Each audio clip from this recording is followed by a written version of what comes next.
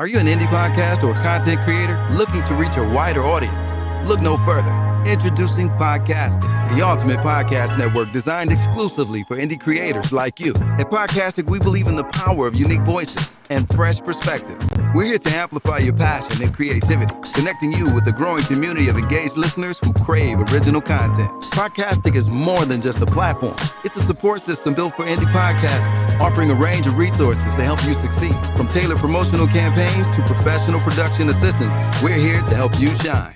Our intuitive platform makes it easy for you to be seen and heard. We do all the heavy lifting for you. You just show up and create. Plus, with our advanced analytics, you'll gain valuable insights into your audience's preferences, allowing you to refine your content and grow your fan base.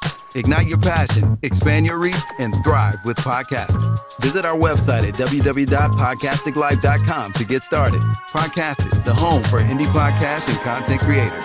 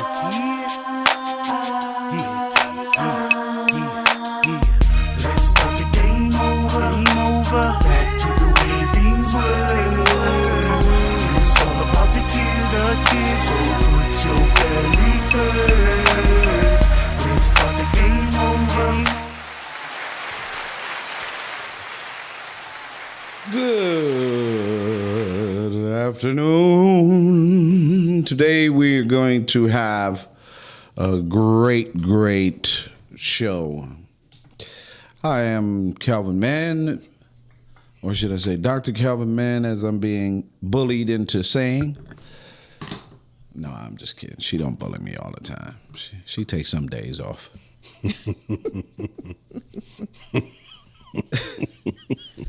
She takes some days off, you know what I mean? So today, welcome to Put Your Family First.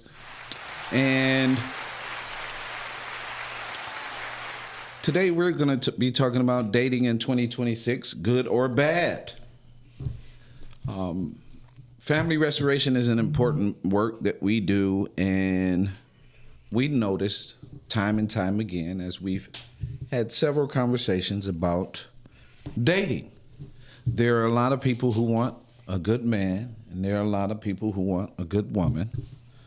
And as we can tell today from Clay Thompson splitting up with Meg Thee Stallion because she wants $700,000 a month, that is absolutely astonishing. Right? You don't need to know. Remember I told y'all, you don't need to know who Meg Thee Stallion is. That's not right. So we just using that as a beginning talking point. Some seems the social media, the level of truth that could be. She's a Grammy Award winner. The level of truth that could be in that statement is questionable. The level of truth. Okay. Mm-hmm. That's what's up. No way. $1 million. Okay. Basically, she wants a month. All right. So it drips gold, they say. If you paying $1 million for it, right? $1 million. That can't be. I gotta hear her say it, man. Yeah. Mm-hmm. Yeah. You gotta question the media. Yeah, that makes sense. That makes sense, man. Because I don't see her. I do not see myself believing that she is that ignorant nor dumb. Okay, go ahead. It's your show. Sorry, call me.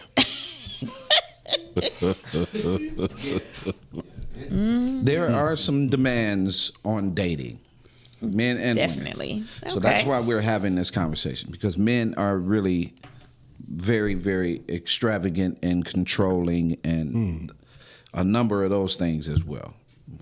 No, women are the same way. Women are controlling and extreme, right? And demanding, right? And they have this idea, these lofty ideas about what dating really is.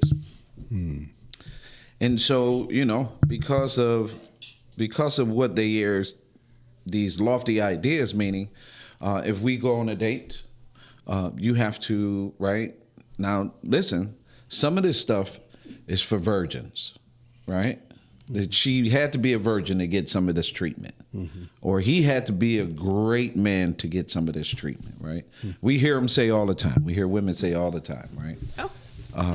Women say all the time about, right?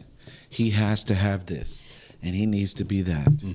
And they have a level for which they'll be committed, right? And this is all women. This is not, we are not going down the rabbit hole on black women. I love black women, so we're not doing that. So this is all women. Meaning women of different backgrounds and ethnicities and sizes and shapes. Women. Okay. Yes. Right? Yeah. But there are still some women who get it. And there are still some men who get it. The statistics in the type of dating that's out there is, should I say, alarming? We know that a lot of young men are not interested in the box. 1 in 3 30-year-olds are not having sex. We know there's a considerable amount of women who have shut down and they've went what I call try to re-virgin, where they're not giving themselves to anybody, right? They call it celibate. I say once you go past 7 months, it's re-virgin, right? The case is closed, right? Which on both sides, it's kind of hard to believe, right? Dating, I hear, Cal, I just want a man that, and then I hear Cal, man, these women, man, they don't even get it. They don't, all they want is this. They want us to have this, but they don't come to the table, right? We hear all of that. So today we're going to get into this conversation. I don't really see dating as a flaw. I never had the problem. You know, I know a lot of people do, but I never had the problem. And what do you mean you never had the problem? Whatever I want, I got. In terms of? Women. And as far as dating, I've never been asked. This is a fact. This is an actual fact. Now, this is not a braggart thing or anything like that. I never drew the type of woman to me that said, you have to make $100,000 in order to be with me. I never drew the type of woman to me that said you had to be 6'5" and 6-pack in the abs. I never drew that type of woman. But I never, right. I never, in my dating, I had what I saw as what was good for me. Right? And so, like I said, we'll get into that as we go forward. But Dr. Heather, you get to do your overview. It's Overview with Heather. Right. All right. So I'll share this overview. Thank you, though, for sharing your perspective, Dr. Calvin. I think this is an important topic. And, of course, I did frame it a little bit different than just overall dating. I looked at this in terms of single families. So a single mom or a single dad in dating and this. So that's kind of how the framing of this, of some of these, the data that we're sharing is based on that. Excuse me. So social media seems to be torn these days with thoughts and opinions on healthy dating and finding a healthy mate for single parent households. Today we decided to look at and discuss, excuse me, discuss 7 of the emerging trends for 2026. So, excuse me. So, looking through some of the data and the insights, these were the ones that I pulled out I thought were most, not just controversial, but most with some consideration, based on 2026 in particular. You okay? You want me to take it? Yeah, you can take it for a minute. I just need some water. Let's look and listen to similar insights and examples of how these trends play out in family, friends, and others.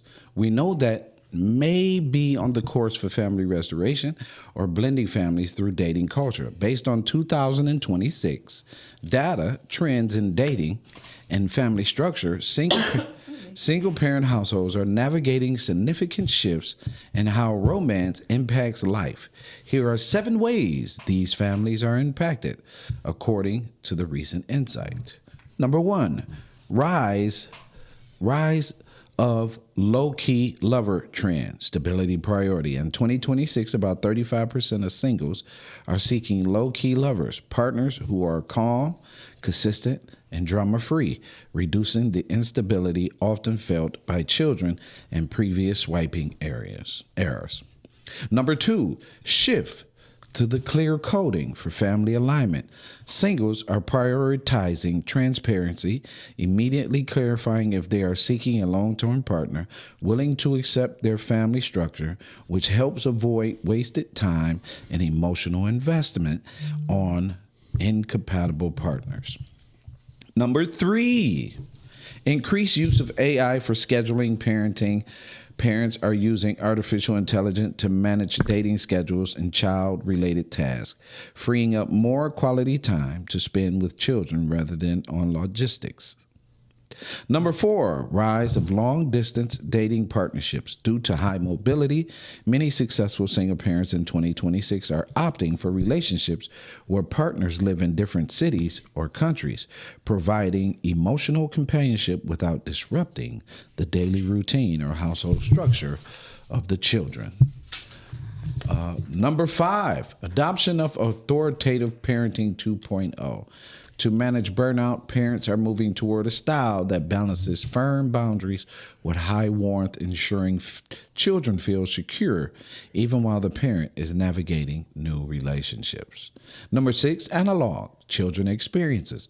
Families are prioritizing slow, intentional living, including backyard play and screen-free time over scheduling kids with activities, which allows parents more energy for their own personal lives and relationships. And number 7, increased financial strain and protective measures, because the single parent household may face limited financial resources. Dating in 2026 is often focused on low or cost activities, and parents are increasingly utilizing secondhand shared experiences-based resources rather than luxury or high-cost activities. So, in all of that, right? In all of that, there is also the piece that is not mentioned, which is co-parents and parentings. Parents are coming together, single parents are coming together in one household, where the parent watches the kid while the other parent goes on dates. It cuts down on money, losing money, and so they move into a home as friends, right? 2 women or 2 men and who have kids. And what they do is when Miles go out, I will watch the kids. When I go out, Miles will watch the kids. This is a phenomenon that is spreading. And I'm going to say this because I think it's structurally important to the culture. I'm speaking specifically to Black people when I say this, right? There are some things that we are absolutely, when it comes to family, that we're behind on when it comes to adjusting and quality parenting. There are some things that we're behind on. There are some things we're behind on when it comes to fathers being involved and having to fight so hard to be, right? Like the stay-at-home dad convention, 30 years of stay-at-home dad convention. You're behind on that, right? Dad staying at home, the mindset has to be of maturity and some other things in order for you to be at home and to manage and do the kid work, right? So this is just one area. Dating and relationships is just one area how you find yourself behind. So I just wanted to get that out there. Excuse me. So now, Dr. Heather. Oh, well, I thought that because we're specifically focusing on what's happening in 2026. A lot of us, I would say, more the 45 or 40 plus culture. We have a back in the day mindset, kind of this nostalgia. That we're going to talk a little bit about this at a little bit further in the show, but to kind of consider that these are a new way of thinking, especially for old school families and old school dating, that you have to have. Now there's a extra consideration that, now it involves AI in a way or technology in a way that it didn't before. I mean, we went from pocket planners and, the Franklin Covey systems, paper systems, to now all of the different ways that you keep schedules and meet and, form logistics. And there are apps now, and there are, websites and dating sites that help you schedule all those different things, which I think is really, really an interesting way that that technology is adapting to this dating culture.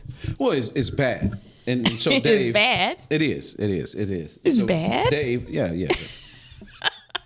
Dave, please elaborate on how bad, or what are the things that you're seeing in dating. Well, I don't know if it's bad or good. It's definitely a change. It's change. And a change that obviously will create some conflict and some interest. And I believe that when we look at the culture today, we're looking for easy.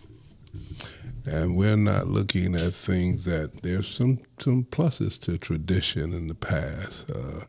Because I just can't fathom how we've gotten to 2026 and we go back to just say the 19th, 18th century. You look at these people were dating all the time.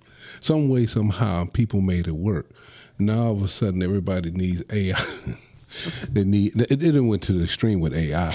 Well. I mean, even to the point that with technology, we're not even dating people anymore. We're dating the creation of man's ideals through technology. So we're losing something. There's a plus to it if you're effective in it, but most people are not even that efficient in AI. And so I don't know how great this would work, but I won't downplay it. But I think there's some basic things we need to go back to. First and foremost, you need to build a relationship with yourself. You need to be in a relationship with God. And then you need to begin to come up with a strategic plan on how to interact with one another. All these avoidance of trying to make things easy. And since I'm out here and I've been in the dating world for a long time, I see that a lot of the issues that exist is not about adding all these additives. It's more about beginning to develop a real relationship. And people are so traumatized they can't even connect. So, again, right? We learn, just to throw in there, just to add to what Dave said, let's be clear.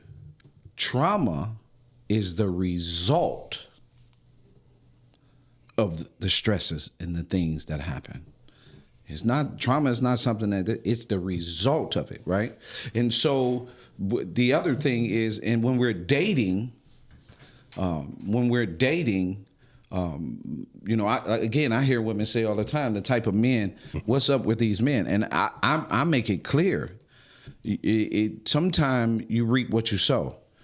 You raised a boy half-witted. You took the boy and you neglected him, and and you kept the boy and you moved the boy and all of these things, and the whole time the boy was in this manipulative stage. So he didn't get to know himself. He got to learn manipulation. Then on the other side, you didn't go get your son. You didn't participate with your son. You were so mad at her. And then we even have I don't want to deal with the kid if I can't have you. Like, these are some of the most diabolical things that is affecting dating.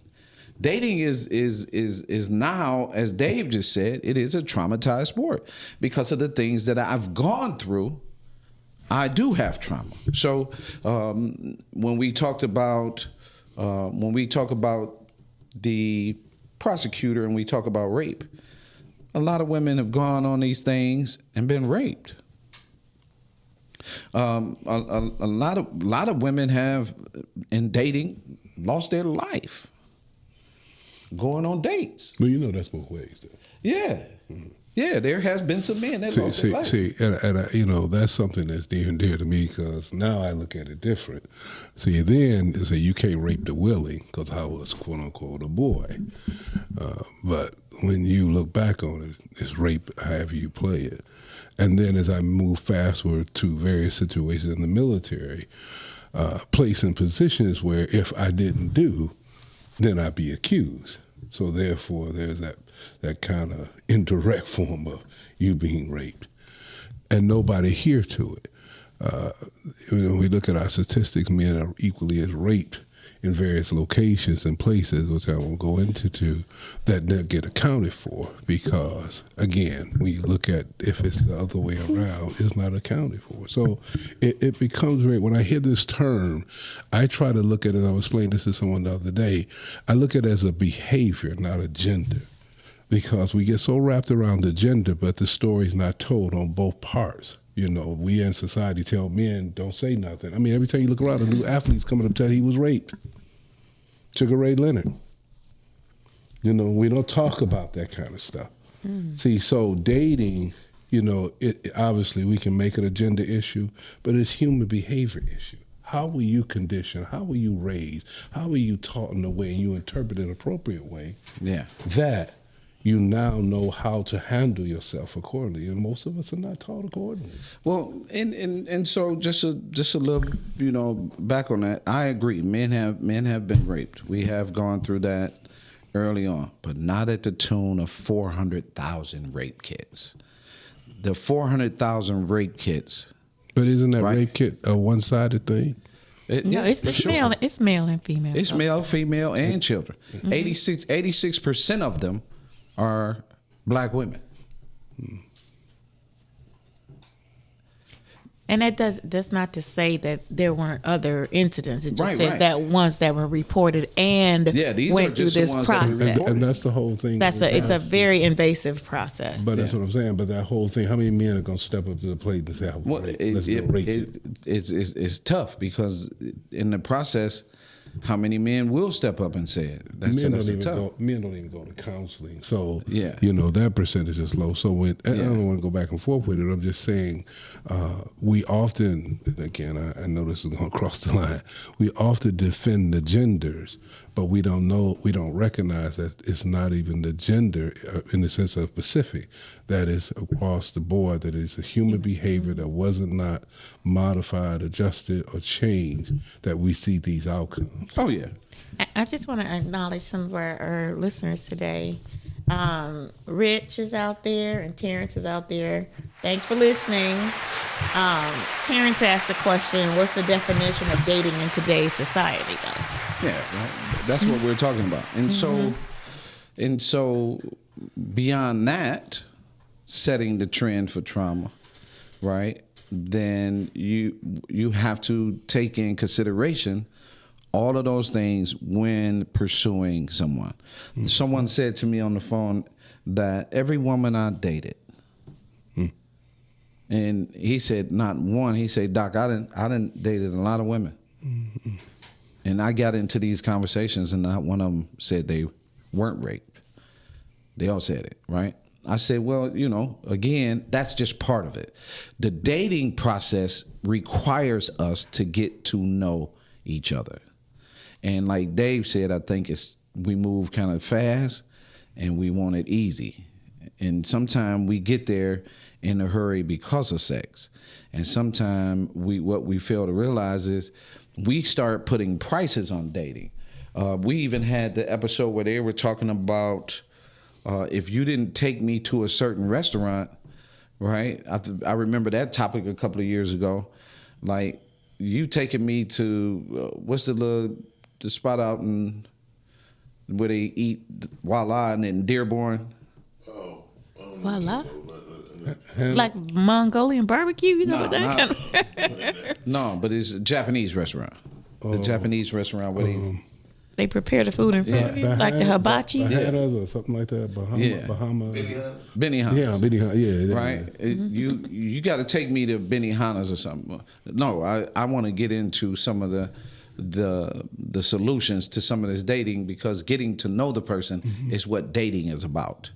Dating shouldn't have these things, and that's why I said dating in 2026, good or bad. It's bad because it's got all of these things. We have all these individual mindsets and expectations that we gonna put on you. Well, if you don't take me here, that's all coming from an individual perspective, as the same thing in the conversation that Heather was sharing about the single homes. To me, that is one of the major issues why dating is so bad, is because of what we've trained society, culture into individuals. So we have a high level of me, I, That's me, right. me. That's right. Right? We have a high level of that, and it's hard for you to get to us and we. You don't even go. People don't even go in a relationship. The whole process of dating was meant to move into marriage. Right. I mean, technically. And so that means you take time to get to know the person, experience Yes, the sir. person, and walk through the process. But usually what happens is that once people get that then they move right into the physical aspect of it, with expectations that's not even communicated, it's just thought in one's head. And then when it don't play out well, we got issues. Yes, sir. Yes, sir.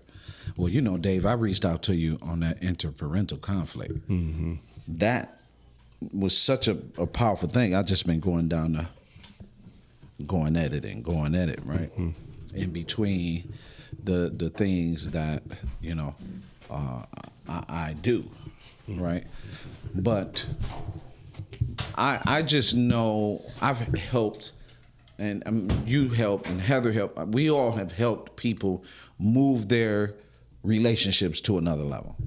And then one thing that I stress to when I'm approached, the one thing that I do stress to someone when they ask about dating is I'm curious as to what they are looking for, and are they willing to pull themselves out of all the little trap doors that they have themselves in. And for me, that's how you line up your blessing. You know, when you know you the tiptoe burglar, you know what I mean? Like, yeah, I really want to get with this woman, but I'm over here, and I'm over here, and I'm over here. So, and then you still asking, yeah, I really should marry this woman, but you still practicing that whole process. You got to give all that up in order to line yourself up. You, as you say, having them boots under all these And beds. them doors, yeah, because it's hard to, a relationship to move from one level to the next, from dating into relationship. It takes building trust. It takes Absolutely. It takes listening. It takes responding in the way that they like for you to respond. It takes understanding, right? What the process of demands in a relationship. In my opinion, it doesn't work.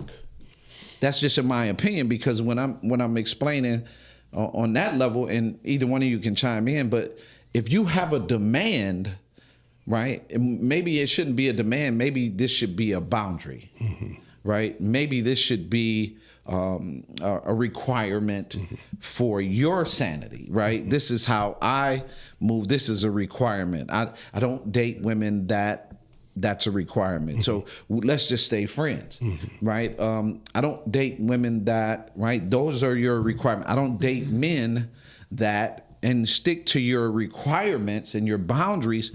So when you do meet someone that kind of lines up in this dating game, you then can move to the next level. It's like, what's that? It's like a game. It's like Jenga. You put the pieces together in order for you to solve all the pieces, and all of a sudden it go down, and now you're starting again. That relationship is what takes you putting the pieces to the puzzle in order for you to move the relationship. And the one thing that, and this last piece that's very, very important, when I say getting to know someone, that means just like you pulled your feet out of all them doors, don't come to the table with lies.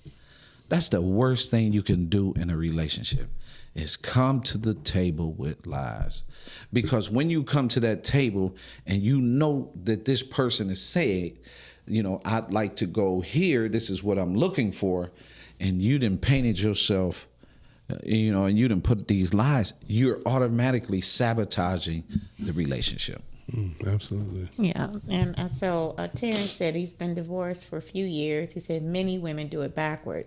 He said we sex, then we date, and it's expensive. Yeah. Right. And so, and then we have Jay Charisse, who joined us and said share. All right. Thank you. Yeah. I just want to mention that in my coaching and the women and the men that I help to coach, one of the opportunities that they have is to really define the attributes of the person that they would like to spend their lives with. What I found is that a lot of people have a few things here, and they're dating because there's some type of draw, but it's random. It might be one thing that they have on their ideal list, or two things, and mostly it's the things that you can see. You know, they may have the body type or the car or the apparent income versus, I call it the job description, versus the job description. If you are really looking for somebody to share the job of eternity or relationship, if you don't really have the things that qualify them for you, and then look at you to see if I qualify to be a part of this person's job description. Like, you know, and I hesitate to use supervisor, but the one that is saying that this is what I want, you also have to be able to supervise, manage, and navigate that person with those attributes. And what I found in those circumstances is that most people do not have that, what I'm calling a job description. So enough of a description and attributes of a person that shapes a well-rounded person. And then in the process of dating, instead of just, you know, and I say this loosely, but instead of just receiving any advance, really, does it line up with your beliefs? What are your priorities? If it doesn't line up with your beliefs, you dating somebody whose belief system is totally different from you.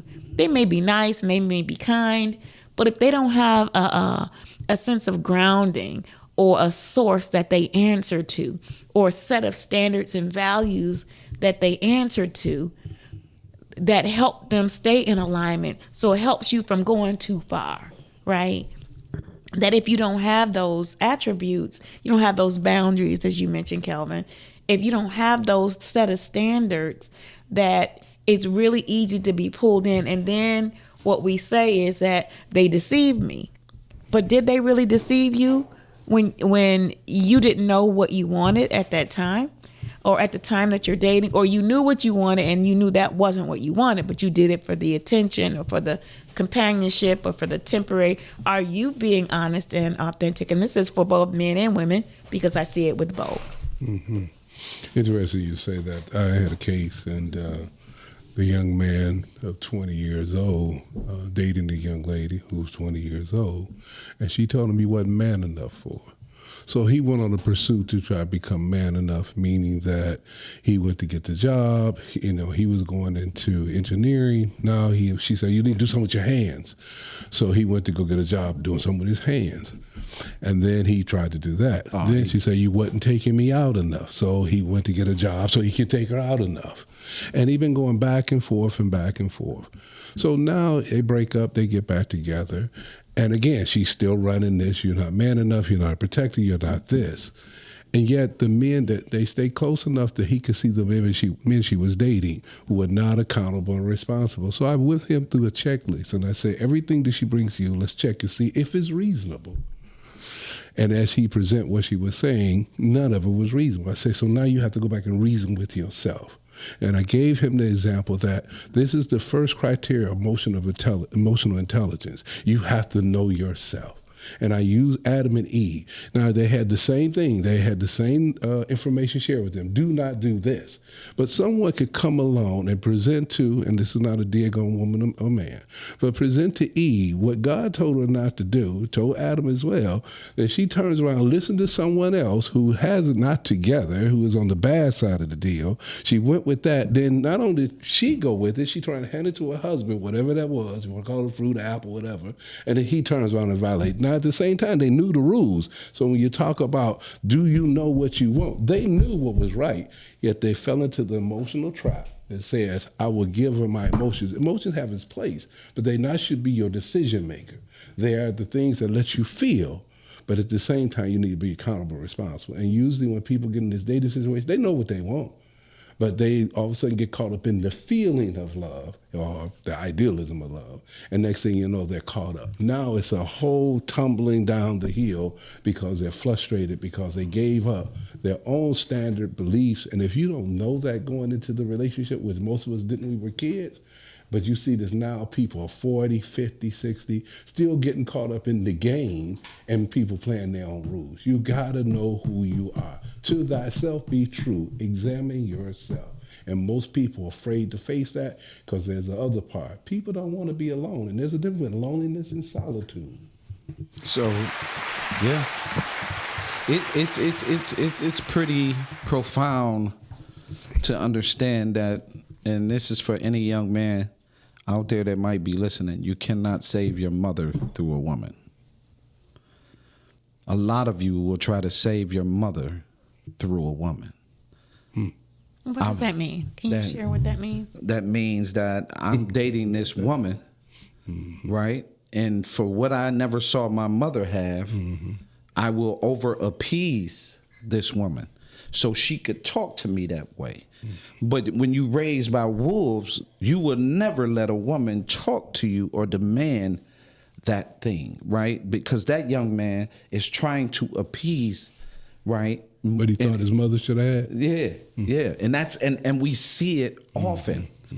You see what I'm saying? I see that so often, right? And I really want to do the study. Another reason why I really want to do the study that, as I shared with you before, Heather, that I think a lot of men get stuck in Oedipus. They get stuck in Oedipus complex. Absolutely. And when they get stuck, right, it's just this infatuation, and you will hear it in their words. And I always, and this is one of the things that I tried to express to a recent sister, like, be careful when you hear a man say, you remind me of my mother.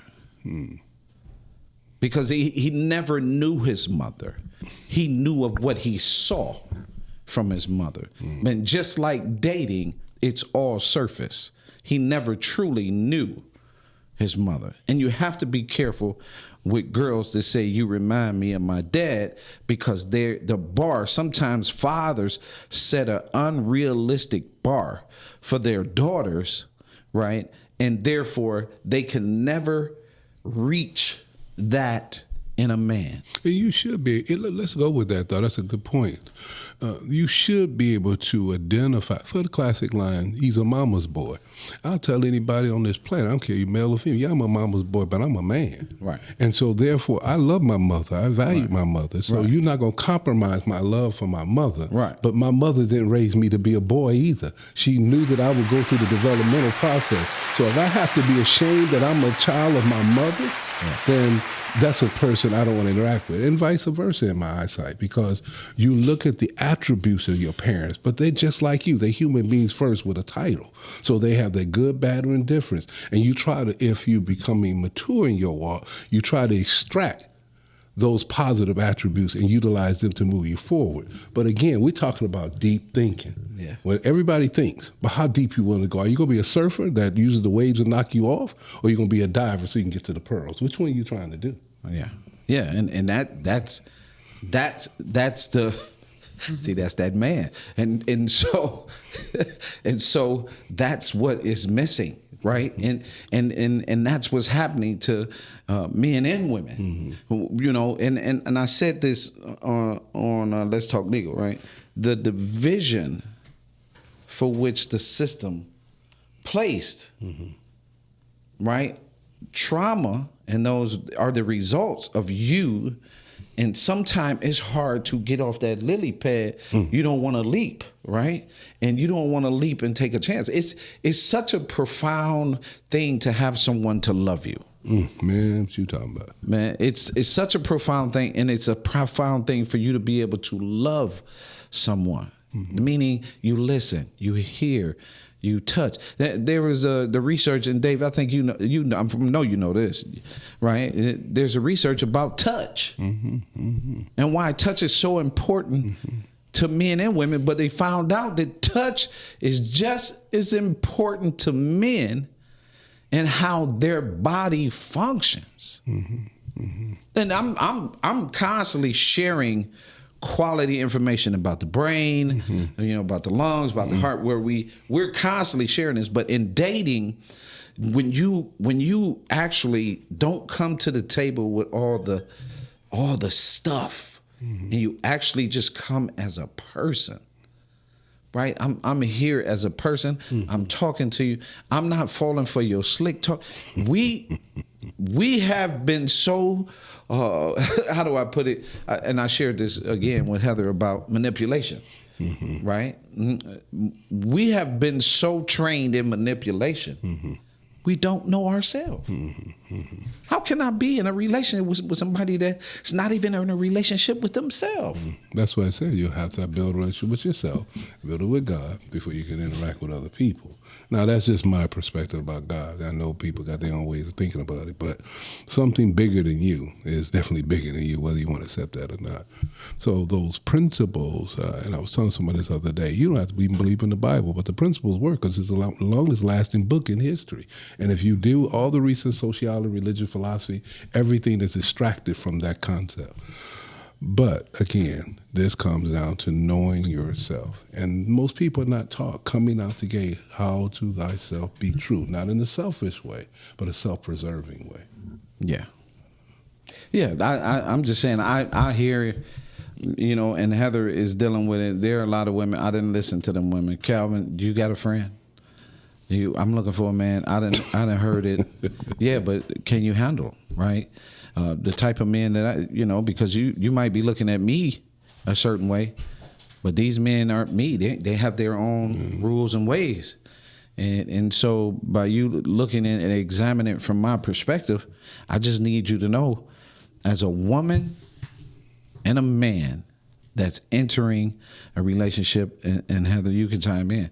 As a woman and a man that's entering a relationship, right, you got to understand that you're coming into that relationship maybe 50% of a person, maybe 60%. That, some people say, well, if they got 70% of a person. No, there's a certain skill set that a man has, and there's a certain skill set that a woman has. When I come to the table, Heather was just bragging this weekend, talking about it was stuffed chicken thighs and spinach that sealed the deal. Man, I can see that glow on Helvin's face right now. Right. She had to fight to stop smiling. Right. Right. That is correct. Right. So she was like, it's stuffed chicken thighs and spinach, but it wasn't that. It wasn't that at all. It was the skill of which it was applied and the taste, right? And everything where it let her know that you care. It wasn't. And the presentation. And the presentation was out cold. I'm kind of cold with it. Right. And the presentation is out cold. How could you present stuffed chicken? That was before I got allergic to it. Yeah. Yeah. No, it's presentation was the extra.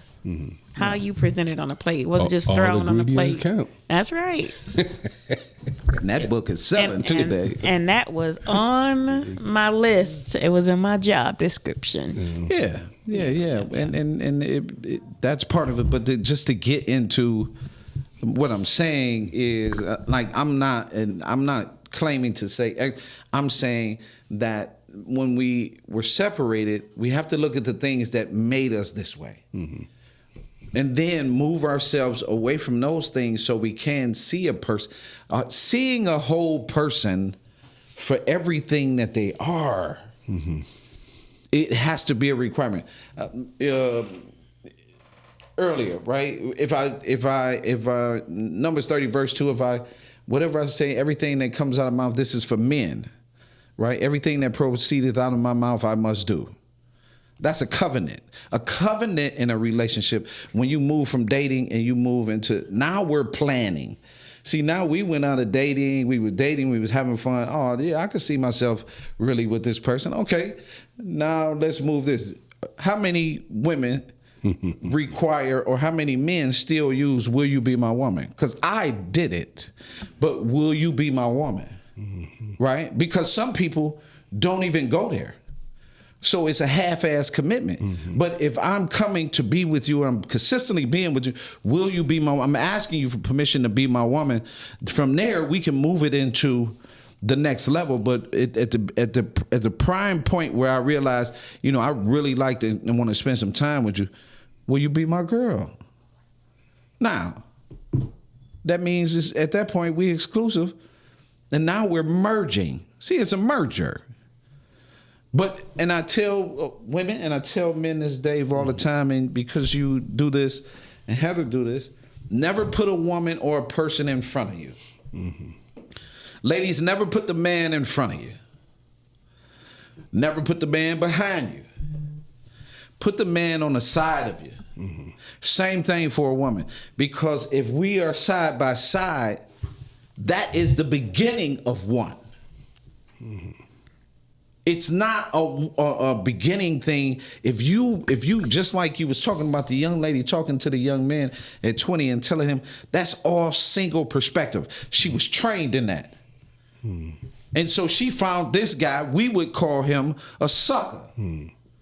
But the truth of the matter is, he's just trying to appease because everything around him told him this is they didn't show him Cal and Dave, right? Everything around him told him this is how you're supposed to.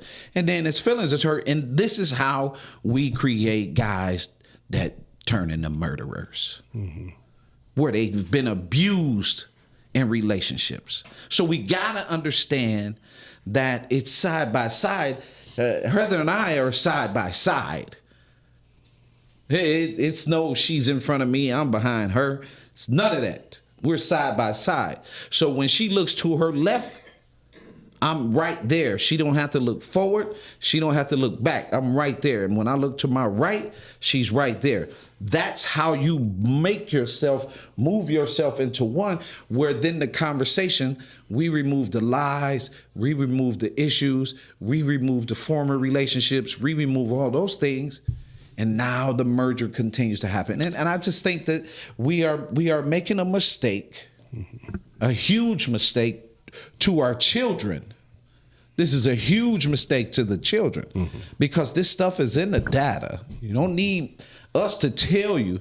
All you got to do is ask Google. The stuff is in the data. It's telling you how bad is dating, how they're dating, what they're seeing, what kind of dating, what they're going for. It's in the data.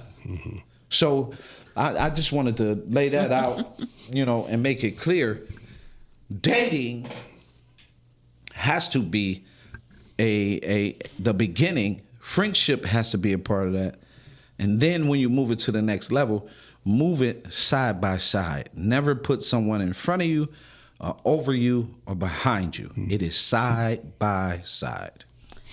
We had another comment from Terrence. He says the world is mad at black men for dating white women, but many will nurture the black man to achieve his greatness. It says most black women have many rules for you, but will mess with a buster. That's my line. But and then he also said before that, he said it's like the message in hip hop music and the lyrics he was focusing on. Beyonce that said put a ring on it. Yeah. And then she said to the left, he said, Yeah, and then the gangster rap tell you to call her all kind of names and all of that. And so I just want to just make sure that we're kind of lining up. We know that this is a process. It is not something that happens overnight, or at least the process of growth and development. Dave talked about too being an inner journey.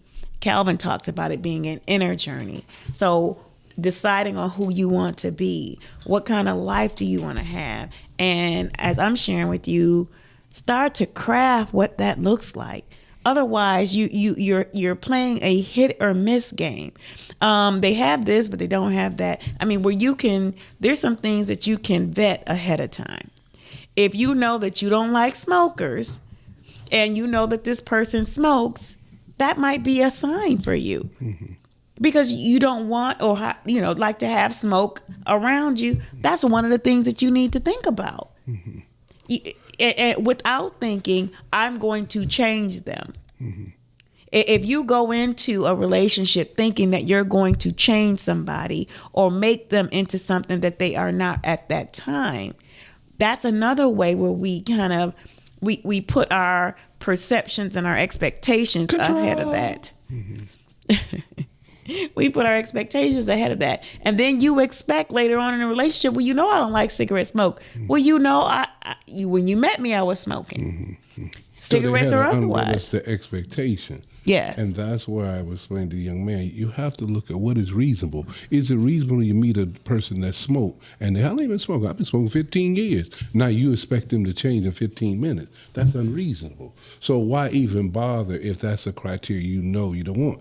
But again, you're strong to your own conviction. There's some people who say, well, that's petty, or you're being picky. No, you're being selective.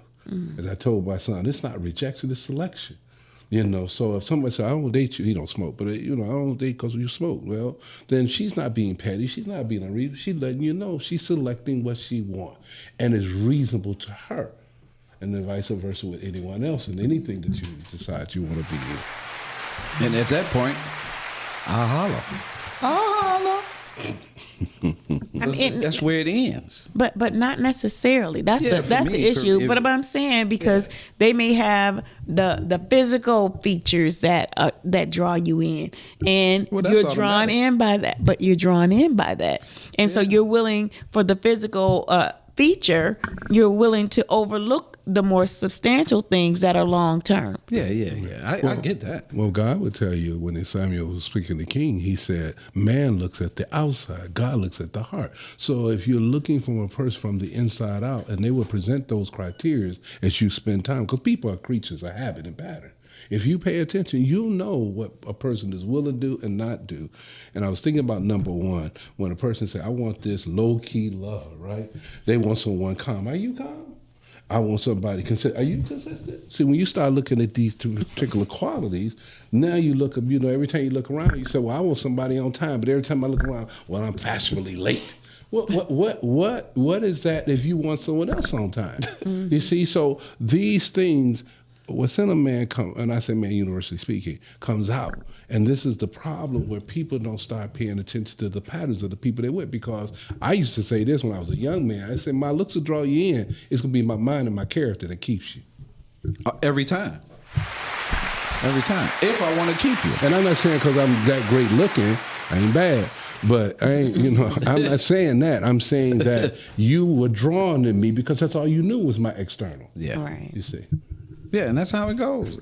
You But saw for a lot something of you like. people, they equate the look. I was sharing, I was sharing this comment that there was a young woman who had some alterations, had some physical alterations to enhance her Nicely said. her traction, and while she did all this work and met this guy, he couldn't stand to hear her talk because he didn't think she was intelligent, and so asked her to not talk.